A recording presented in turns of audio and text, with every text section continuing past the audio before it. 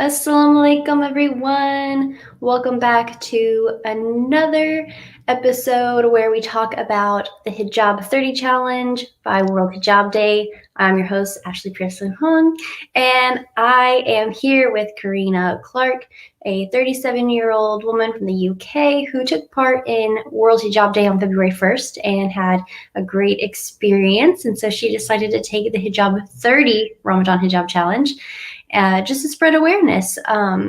And so we're going to talk about that today. We've already spoken with her and her expectations, I guess you could say, of that journey. And so you can always watch that as well on our YouTube channel and Facebook.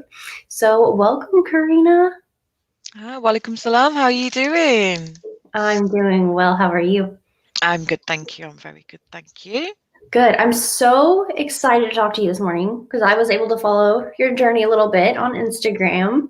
And so I'm really excited for others to be able to hear what you've got to say and kind of how that journey went. And I've been thinking about it a lot, leading up to our talk because I've known about it for a little while. And I thought, where will we start? And so I kind of wanted, should we start at the beginning or should we tell people what happened in the end and then go? Or do you think it's best to start at the beginning? We can start at the beginning if you want to. Yeah, that's fine.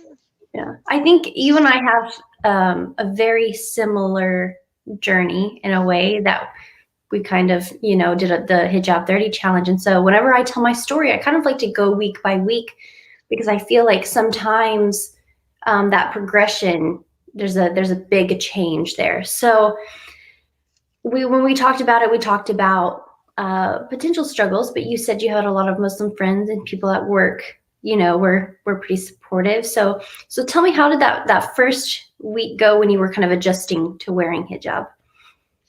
I think that the biggest problem in the first week was learning how to wear different styles and different like materials, because I only had two the same style hijab that I bought 2 for 1 on eBay for the World Hijab Day on 1st of Feb. So I think the biggest challenge in the first week wasn't wearing hijab, it was learning how to wear hijab. It was getting up in the morning and styling it and getting it right so it doesn't fall or doesn't slip, and that was the biggest challenge for me. With work and everything, everybody was dead really supportive, and the questions they asked were, oh, how long you do it for this time, and so there wasn't really any specific challenges apart from watching YouTube channels on how to wear it differently, because I found that with my face shape that the standard style made me look very puffy, and I didn't like it. I didn't think it suited me. So I was on YouTube at most nights looking for different ways to wear hijab, and then in the morning trying and failing most times on doing those styles as well. There's a bit of trial and error. And I think especially with fabrics sometimes, because even when I started, I think day 1 was pretty good. And by day 2, 3, I was already wearing the wrong fabric. I had put on cotton, and cotton is just not for me. There are women who wear it year round. That's their thing, is cotton hijabs. And I couldn't do it. I was sweating to death in it. And you could tell my face was getting red, and I thought, ooh, I've got to figure something else out. And then of course styling it and choosing what top to wear and coordinating colors. I was like, okay, so that was kind of a big challenge for me as well. And I don't think people always think about that being the challenge. It's usually people's response is what you're thinking about. So as time went on, what were some challenges, or what were some positive things that were happening? Positive things was that I was conscious it was Ramadan. I was reading more Quran and getting more involved with events that was in this going on with the convert group that I've been a part of for a little bit now, just to learn about Islam and learn the basic fundamentals of the religion. So I was still partaking in all of that as well. And other positives as well was that my work colleagues would comment nicely, oh, that colour really suits you, oh, I like that style, and oh yeah, maybe next time you should wear it like that, again, that one really suits you. And the compliments were just coming in, and not just from work friends, but even on Instagram as well. I was receiving loads of comments from different hijabi sisters saying, it looks really good on you. And it really made me feel very positive that I wasn't just doing this for just awareness. I was also helping other converts who maybe were having problems with wearing hijab.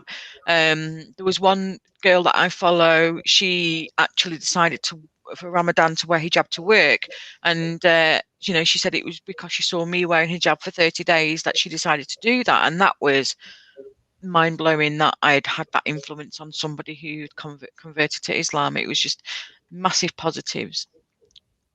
Yeah, you never know who's watching or who you might inspire. That's really amazing. That's so great.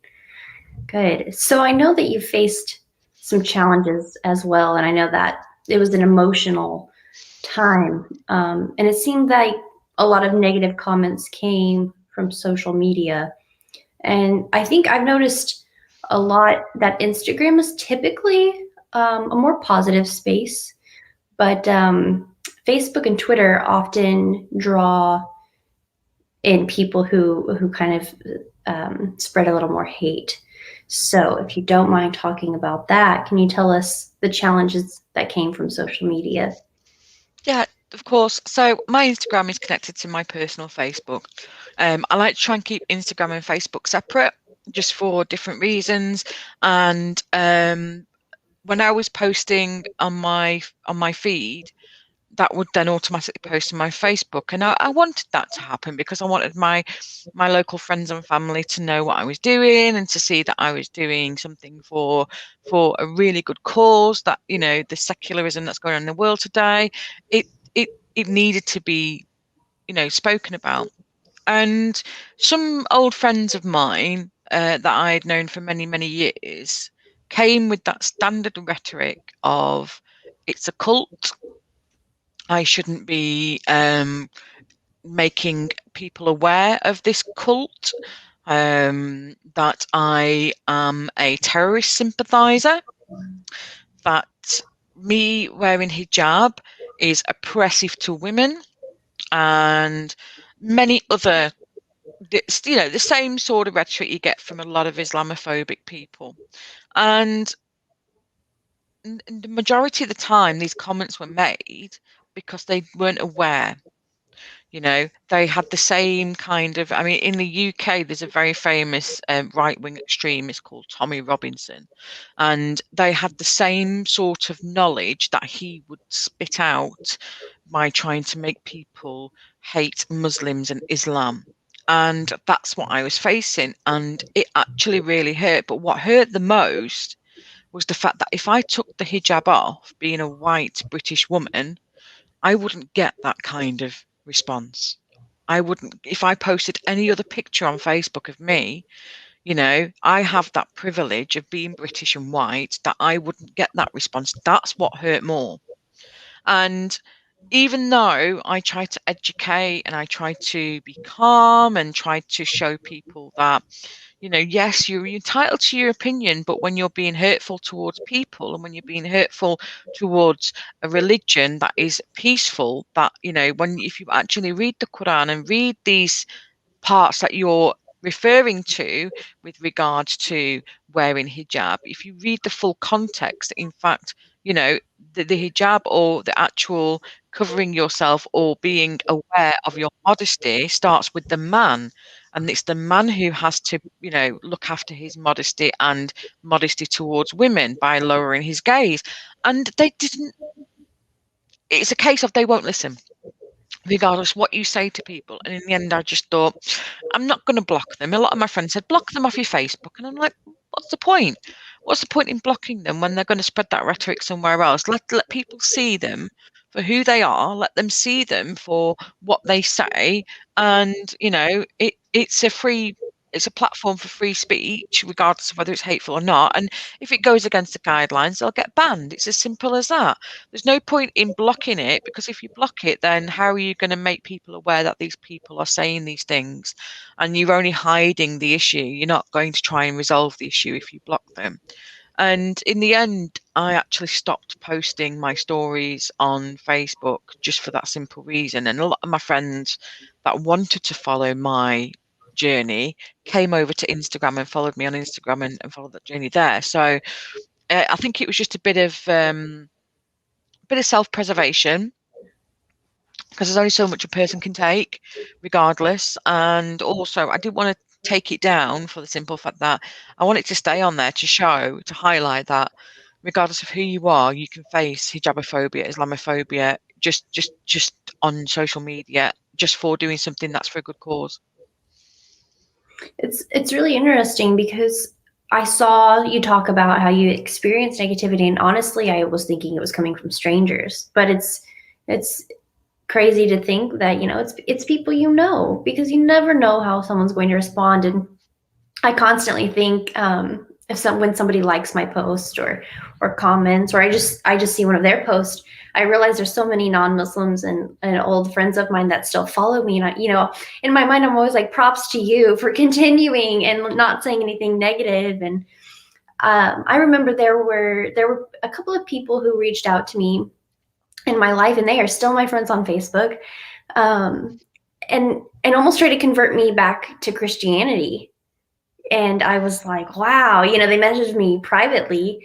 I didn't get too many negative comments on Facebook. Actually, you know what? I don't think I posted on Facebook, because I didn't tell my family at first that I was doing it. So the first negative comment I ever got was on Twitter before I ever became Muslim. So yeah, it's you never know when you're going to experience it or who's going to say something.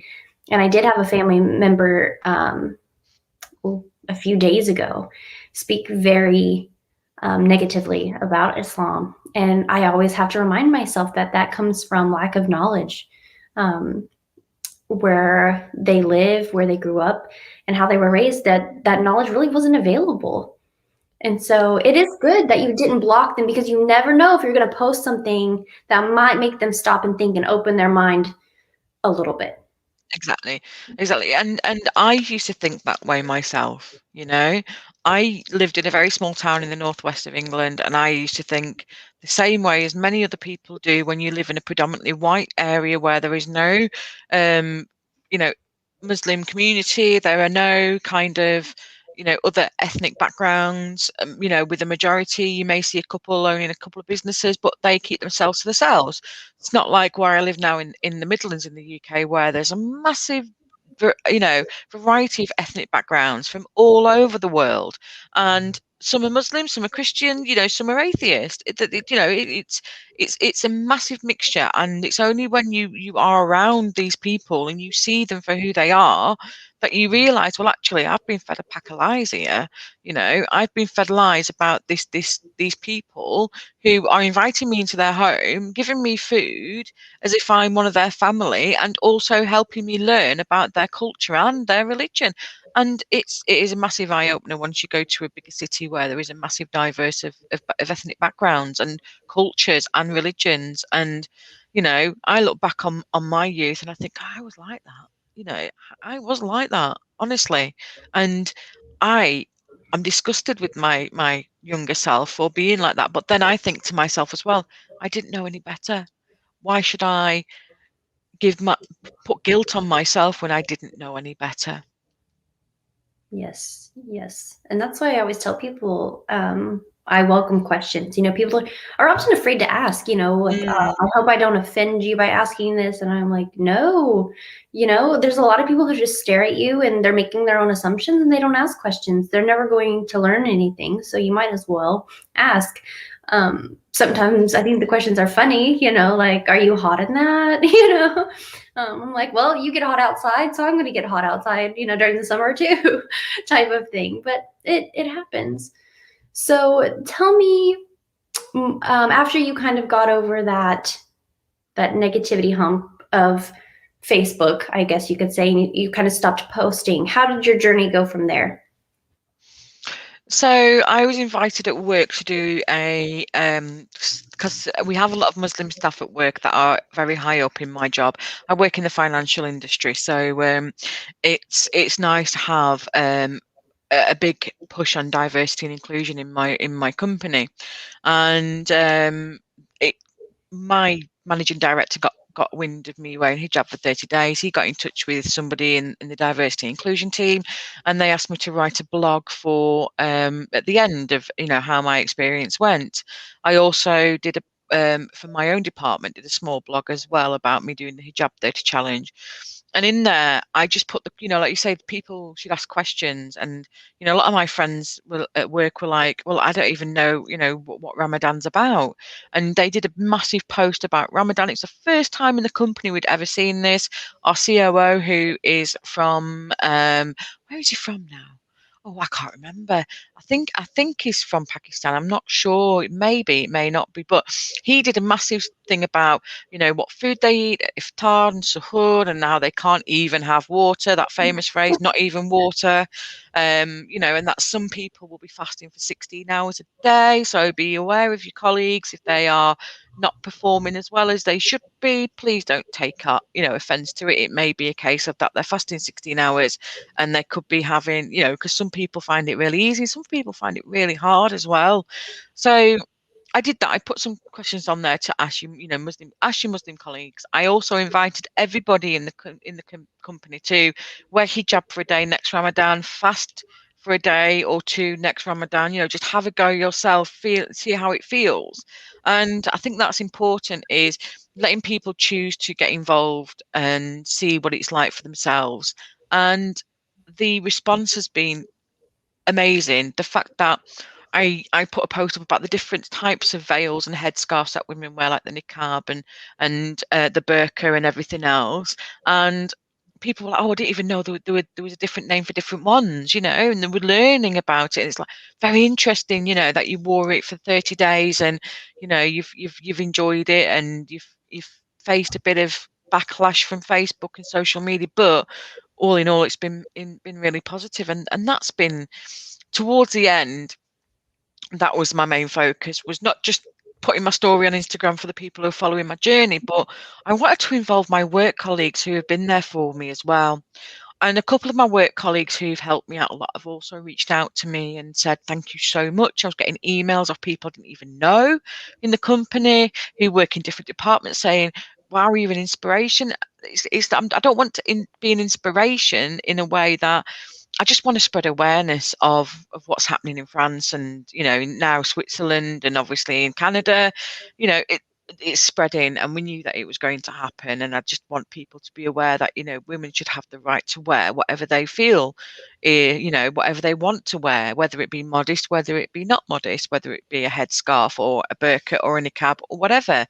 We should have the freedom to do that. It is a basic human right. And I'm glad I got that across at work. I'm really glad that came across, and it was received really well as well.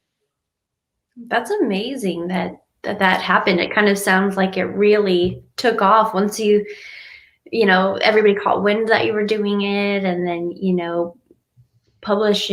writing about it, and then people were reading that, like you said, outside of your department, and it just kind of caught on. That is so cool.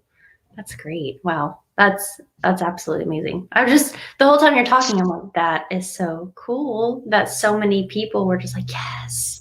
Because I think a lot of times it's really inspirational for other Muslims just to see somebody giving, Islam a chance to open up your mind, whether you convert or not. Because there's a lot of people who do the challenges who don't convert and some convert, but it's just about being, accepting of the religion. And I know a lot of people use the word tolerance. I don't necessarily like to use that word myself. But I'm like, just accept we have to accept our differences, and be there for one another. So I'm glad that you had a really good experience at work. Unfortunately for me, I was one of the very few Muslims at work when I did it. So there was no one else like really visible. So I was just kind of the guinea pig for how this will go. And but I did have other people in the end who wanted to either participate in World Hijab Day, and it's so cool to see that and it take off. But it's amazing that people were reaching out to you.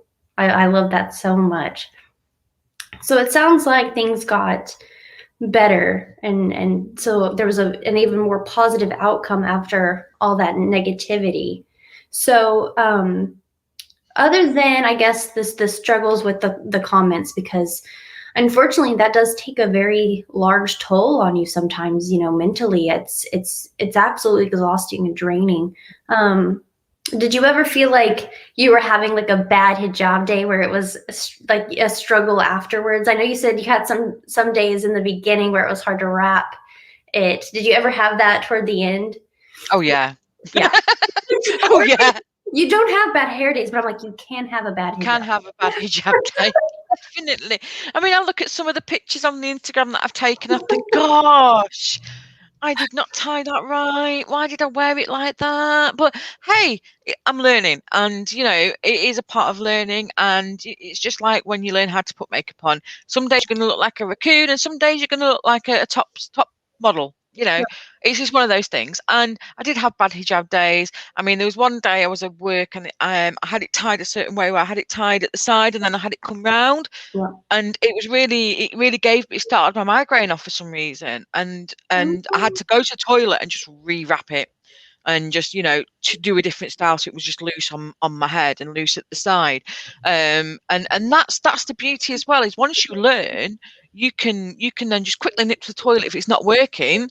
Make sure no one's around, right, quick, do it something different. And that's what I love about it. And you always make sure you've got an extra pin tucked in somewhere, and it's fine.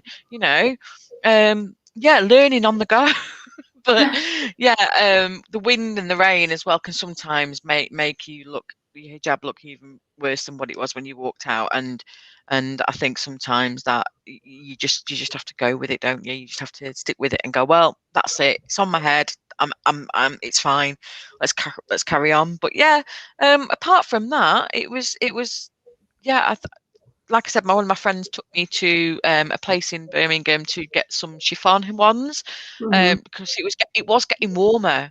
It was getting warmer, and wearing the jersey and the viscose and the crinkly ones, it was getting too hot, because where I sit in the office, I'm next to a massive window, and the sun literally beams in on me. I'm surprised I haven't got a tan on one side of my face and my arm, to be fair.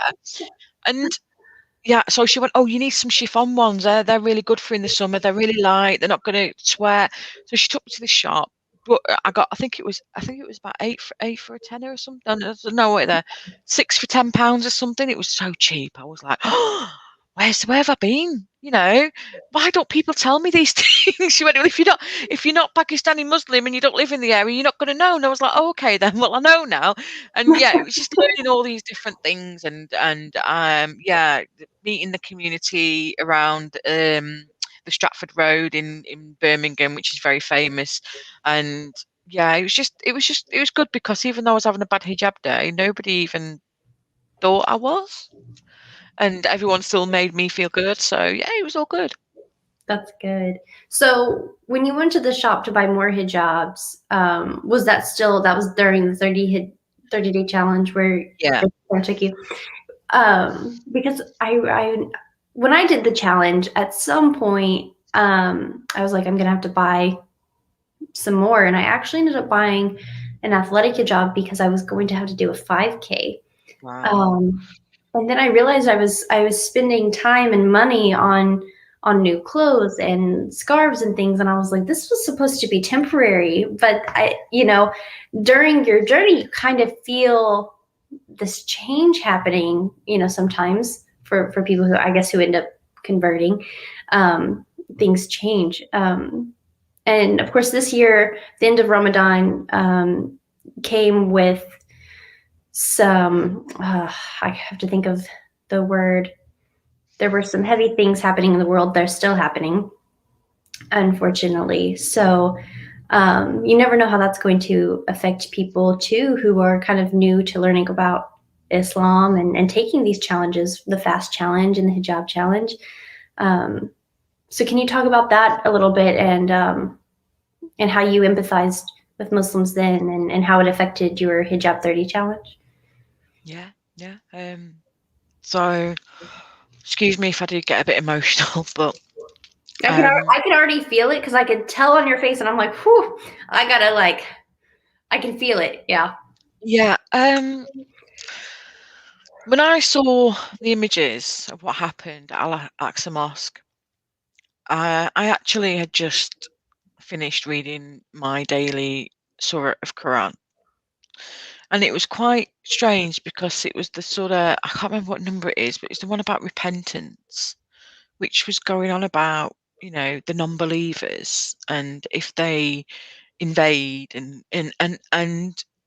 then seeing what was happening on Instagram, and I just felt this wave of emotion just come over me as if to say, this is wrong. This should not be happening to these people.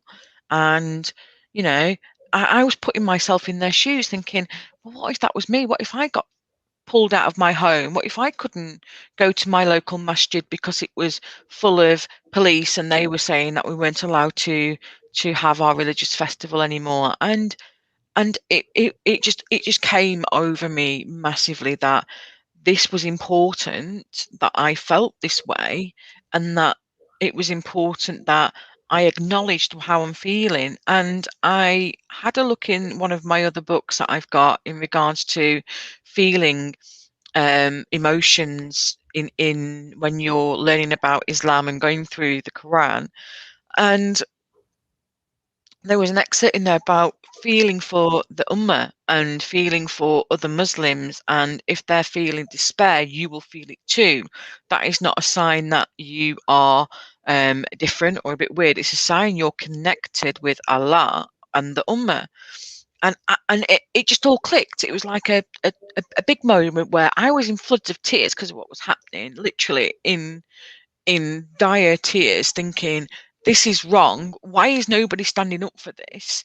And then also reading that book about, dealing with emotions from what you read in the Quran made me realize that I was feeling what the whole Ummah was feeling. And that then gave me kind of the kick up the bum to go to my convert group, speak to the people at New Beginnings and say, I'm ready.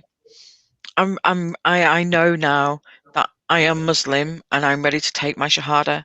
And on the 11th of March, whilst all these terrible things were going on in Palestine and still going on today, I took my Shahada and bared witness that there is no God but Allah, and that the Prophet Muhammad, peace be upon him, was his messenger. And it was the most beautiful moment of my life. I can't put it into words how other people's pain and suffering made me feel. It was hard at first to understand and realize, but then once it come into perspective, when I spoke to one of my friends about it, I knew then. I knew then that wearing hijab for 30 days was just a test for me from Allah, and then seeing our Ummah suffer was what brought me to him. That's amazing. Yeah. I'm really glad that that's where it led you, that you saw the beauty of Islam. It's unfortunate that so many things are happening, and unfortunately there's a lot of Muslims in various countries who are oppressed and they were unable to participate in Ramadan, and you feel that, and it's, your heart goes out to them, and it's awful. It's really awful. But sometimes we're not always united. And sometimes it takes something like this to unite us all. And it's happening. There's protests and gatherings and things happening all over the world now. Um, And it's not even really, necessarily a religious thing, but there's a lot of Muslims being oppressed right now and hurt. And yeah, you feel that. And but I'm glad that the 30-day hijab challenge kind of led you there, because that's not the purpose, you were out there to educate and advocate, and now here you are, you bought those hijabs, and you can continue wearing them if you want to. Yes, yes. Yeah. On a lighter note, I did see that you won some giveaways, I and did. we're really connecting, and throughout this talk, you connected a lot on Instagram with people, other Muslims and sisters. Can you tell me a little bit about that? Those people who were supportive, and how you connected with these people. Well, just thank you to all the sisters that have connected with me and brothers. All of you out there that have supported me throughout this challenge. You have been so amazing. And also, sorry, every time you like one of my posts, that makes me feel like that I've got out to somebody, and it means that I've maybe inspired them, or hopefully, help them in a way, because that's all I want to do. I'm here to. I did the challenge just to help other people. I didn't do the challenge for my benefit or my gain. It was for everybody else in this world who maybe would be scared of wearing hijab, or who wouldn't want to, offend their family if they were a convert or revert and they wanted to wear hijab. And the sisters out there are just so lovely. You know, I can't thank them enough for every time that they've posted. Thrifty, who's also part of World Hijab Day, she's a World Hijab Day ambassador. Her message to me the other day was just the sweetest thing, and I can't thank her enough as well for all of her support from all the way in Indonesia. The fact that she's supported me through this as well. It's been so lovely, and that's just a testament to the organisation as well. That and to receive a card from the CEO of the organisation to say good luck, and we hope you do well, was just. And I didn't expect that kind of love. To be fair, I didn't expect that kind of support. I just wanted to go into this with a with a kind of goal to make people aware of the secularist government politics that's going on. And what I've got back from doing this is lifelong friends, is masses of support, and winning giveaways. I couldn't believe that. I was just sharing them for everybody else during Ramadan, hoping they'd win them. At the point, I wasn't Muslim then. I was just sharing them because they were Ramadan giveaways. I was thinking, yeah, I'll share them with all my Muslim friends, see if they'll win. And I couldn't believe I won. And it was strange though, because the ones that I won were the ones that would help me after my shahada. I had a feeling. I thought she's winning things that she's going to be able to keep, but it's going to help her through this journey, and it's going to be educational. You'll be able to learn more, and it'll benefit you. Yeah, I could, and Allah guides who He wills, and He rewards those who deserve to be rewarded. And I just felt like that I was rewarded for my efforts during Ramadan, knowing that I couldn't fast for medical reasons, because I wanted to fast really, but knowing I couldn't fast for medical reasons, obviously me doing what I've done and sharing my journey with hundreds and thousands of people all over the world has rewarded me in more ways than anyone could imagine. And I didn't expect to take my shahada. That was the last thing on my mind, was doing that. I was still doing my course with the convert group, still learning about Islam, the basics, still learning the basic Arabic letters, and I was just wanting to learn. Never, ever, ever, ever, ever hoped or dreamed that I would take my shahada. So when when you hear people say Allah guides whom He wills, you think yeah, until it happens to you and you go, whoa, wait a minute. Yeah. wait a minute, I there's relate to something that. in that. There's something in that, you know. So now when you hear it after you've been guided by Allah, then you go, that's very true. And it's only once you felt that guidance from him that you realize that when people say that, it's not just a cliche phrase, it is so true. Yes. And even, you know, as I was going through my journey and toward the end, I could reflect back and see these little things that were leading me, you know, you see those little signs that you didn't see before. And it's really amazing. It's amazing. I'm so glad that's how your journey went. You seem very, very happy. And I think that's really important for people to see that you went on this journey, and even despite some negativity from others, you know, you persevered, you kept doing the challenge, and now you seem very happy, you know, where you're at. Yeah. Yeah. I mean, I was actually very poorly during the challenge. I had a very bad kidney infection. Mhm. I was out of action for about a week. And I was like, I felt bad that I thought that because I was in bed ill, I was letting everybody down, you know, and that's just me. That's because I'm just such a kind, caring person. I don't like to let people down. But then, you know, people were saying to me, no, you've got to get well, you've got to get better, don't worry about not posting, it's fine, you're poorly, you'll be fine. And then when I look back at some of the stories that I did when I was really ill, I think, God, I shouldn't have done that. I look rough. You know, I'm like, oh, why did I do that? And that was just because I wanted people to know that I was okay, that I hadn't just stopped posting because of anything. And I wanted to let them know that, you know, I'm just going to carry on once I'm better. And those sorts of challenges you don't expect either, you know, your well-being. And with COVID and everything, you know, I was actually scared that I had COVID, but it wasn't, thank goodness. It wasn't. It was a very bad kidney infection, and but now I'm fighting fit. I'm really healthy. I'm really happy. Um, Even though that I'm getting some strange requests on Instagram, I'm very happy. Only imagine, I think Mm, every convert goes through that.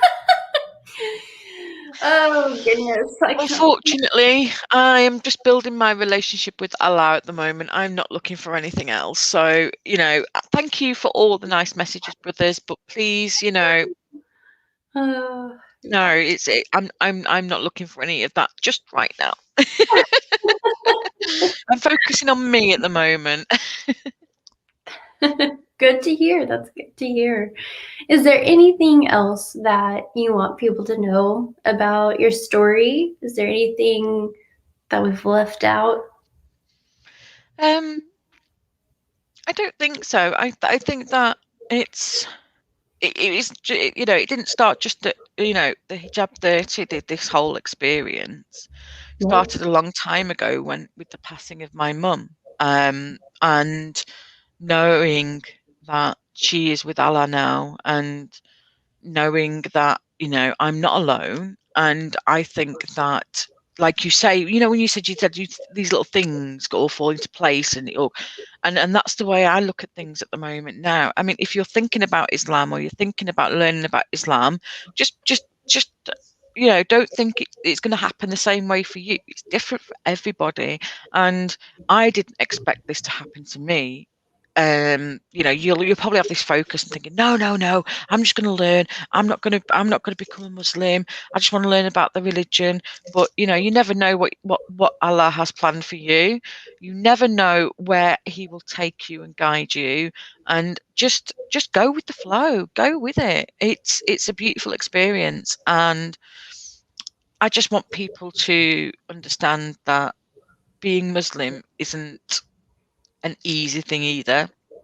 It's not easy to be Muslim, and the tests that you go through are for you, and your tests will be different to other people's.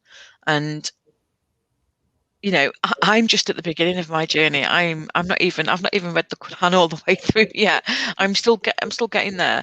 And if you know, if people want to join me for this journey, then you know, I welcome them to. But I'm here for now just to learn the religion, and to learn how to pray. I have one of the beautiful sisters that I spoke to during the hijab challenge. She sent me a beautiful book on how to pray, and I am reading it, and I am taking notes, and I am trying to perfect that. And it's so hard when you're not used to doing something, especially as you might know, being a Christian. I was christened a Christian. It's so different to what you see or what you are taught about praying. Praying Yeah. as a Muslim is completely different, and I'm finding it quite hard, to be fair. To learn the Salah, and it, I'll get there. I'll get there. Yeah. But I had to use YouTube for a long time to pray. It was literally on the floor. My phone was on the floor, and I'm praying along with YouTube, basically. I'm like, and listening to it, but it helps you learn the motions, and it helps you learn it in Arabic. And so, I mean, it took me almost a year to get the Arabic down alone. The motions come a little bit easier once you do it repetitively. But yeah, it's everybody's journey is different. There's a lot to learn. And coming from Christianity, I noticed my struggle has also been stories in the Bible that are also in the Quran, and the people sometimes getting them mixed up. The names are sometimes a little bit different. So, like, for example, I never remember Cain and Abel's names, like the Arabic version. I only remember from Christianity, and some of the stories are just a bit different. Sometimes the Quran has more of the story than I knew before. So yeah, and praying it's very different. There's a lot to learn. And then when you mentioned too, because we've talked about how those little signs along the journey, both of our journeys didn't start with the World Hijab Day 30 challenge. It started before we even realized it was starting. And I think that's such a cool thing. And I always tell people that it looks like my journey was only a month long, but I think it was years in the making. I just didn't know it.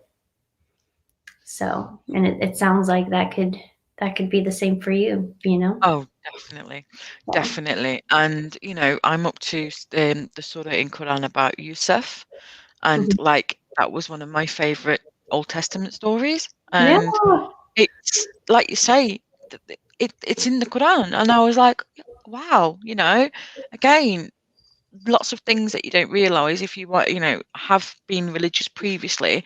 The Quran, it's all in there. It's there, and the way it's explained, like you say, it's much more in depth about what happened, and there's more morality involved in the Quran than there was in the Bible. And that's why I've fallen in love with Quran. And I fell in love with the Quran during the Hijab 30 challenge when I was reading every day, and I thought, I'm gonna focus, I'm gonna read it every day. I'm gonna try and get through at least. I mean, I'm only at the beginning, so I was trying to get through as many pages as I could a day to try and get through it. And yeah, I've fallen in love with that book. That book is amazing. And it's a gift to us all, and even if you're not Muslim, I urge you, just read the Quran. Read it. It's a brilliant book. Even if you get it in English, read it. Make sure you get a good translation and enjoy and learn, and then you will realize why it is the fastest growing religion in the world at the moment, because a lot of the explanations you search for in the Bible that aren't there are in the Quran. Very true. Very true.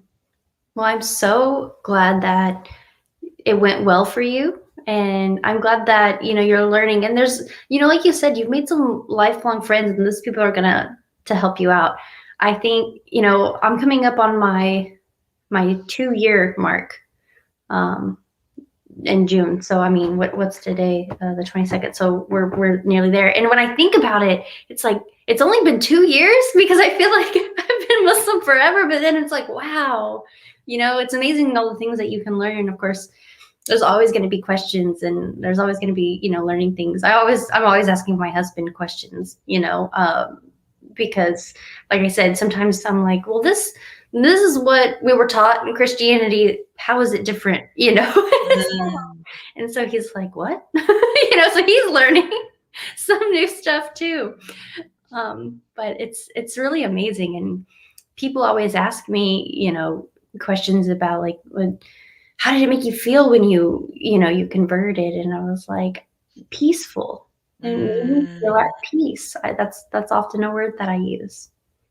Yeah, same. I felt at peace. I felt at peace. I felt like what I'd been fighting for a long time internally had been released.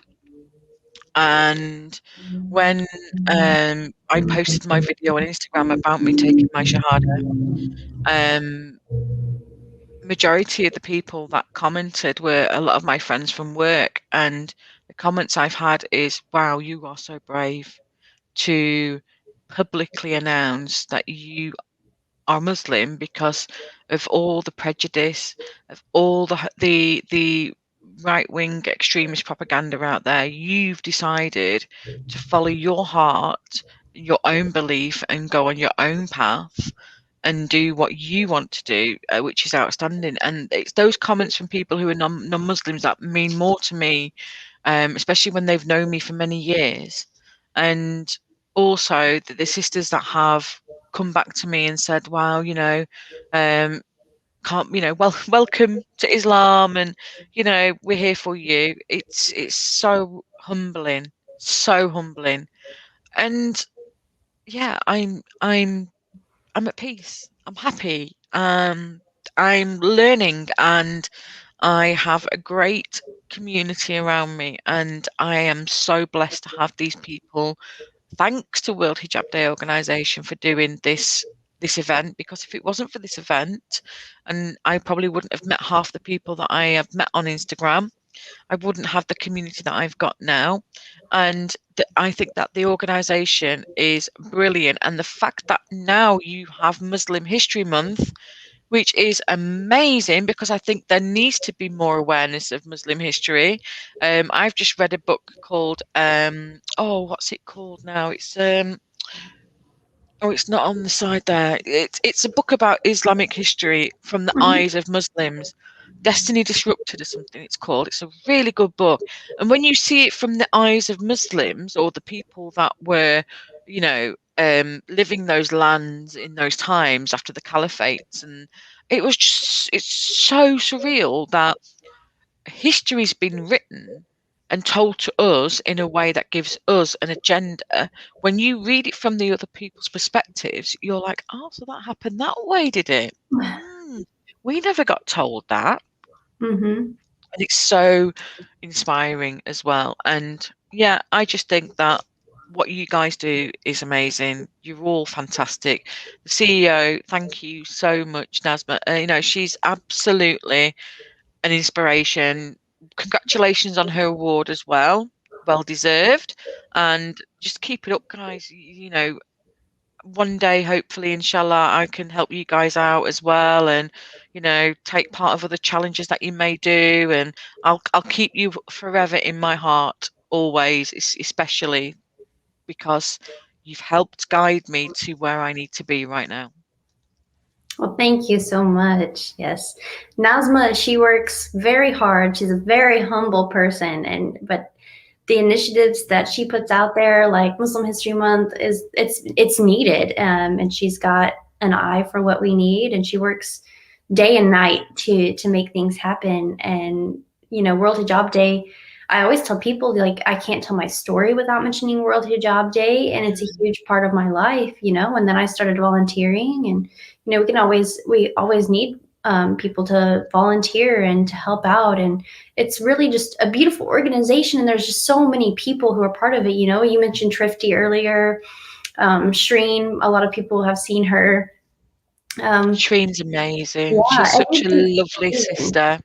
Yes. And so we're glad to have you. You were already part of World Hijab Day, and now you're our sister in Islam, and it's just, mashallah, it's amazing.